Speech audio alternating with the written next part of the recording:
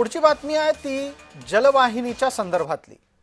जलवाहिनी फुटली आहे मुंबईमध्ये।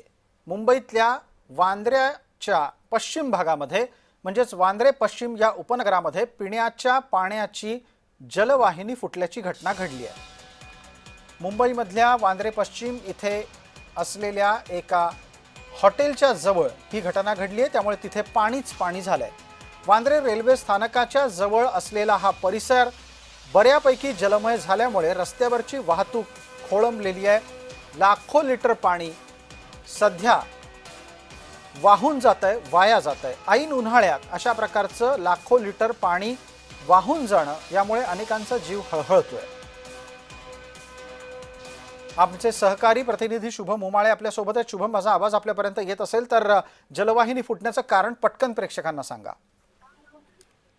सर, अजून कोणतेही कारण समजलं नसून सध्या तरी एवढीच माहिती समोर येत आहे की वांद्रे पश्चिम येथील पिण्याच्या पाण्याची मुख्य पाईपलाईन आहे ती फुटलेली आहे आणि एका सुप्रसिद्ध हॉटेलच्या जवळ एका जंक्शन जवळ ही जी आहे पाईपलाईन फुटलेली आहे आणि या ठिकाणी आता महानगरपालिकेचे जलपुरवठा विभागाचे सर्व जे कर्मचारी आहेत, अधिकारी आहेत, हे त्या ठिकाणी पोहोचलेले आहेत। लवकरात लवकर हे पाईपलाईन जी फुटली आहे त्यातला पाण्याचा वेग जो आहे तो थांबवण्यात येत आहे आणि इतकंच नव्हे तर आता लवकर दुरुस्तीचं काम हे देखील हाती घेण्यात येणार आहे। खरं तर मुंबई वांद्रे या ठिकाणी ही पाईपलाईन फुटली आहे, त्यामुळे उद्या परवा किंवा साधारणतः आज आणि उद्या असे 2 दिवस नागरिकांना जे आहे पिण्याचं पाणी मिळणार नाही आणि त्यामुळे नाहक त्रास देखील त्यांना होताना दिसून येत आहे। या निमित्ताने एक आणखी प्रश्न पटकन विचारतो, 30 सेकंदामध्ये सांगा, तिथे वाहतुकीत काही बदल करण्यात आलेत का? कारण हा अत्यंत वर्दळीचा रस्ता आहे।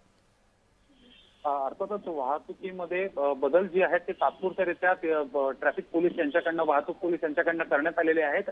जे डबल लेन गाड्या आहेत तर त्या डबल लेन मधनच जाण्याची येण्याची तात्पुरती त्यांनी त्या ठिकाणी जी आहे नियोजन त्यांनी सध्या तरी केलेलं आहे आणि त्यामुळे काही वेळ आधीपर्यंत जे आहे मोठी वाहतूक कोंडी ही देखील त्या ठिकाणी झाली होती। धन्यवाद। आत्ताच्या घडीला आपल्या समोर असलेली बातमी मुंबईतल्या एका महत्त्वपूर्ण घटनेची आहे। वांद्रे पश्चिम भागामध्ये एका चौकात जलवाहिनी फुटल्यानं सगळीकडे पाणीच पाणी झालंय।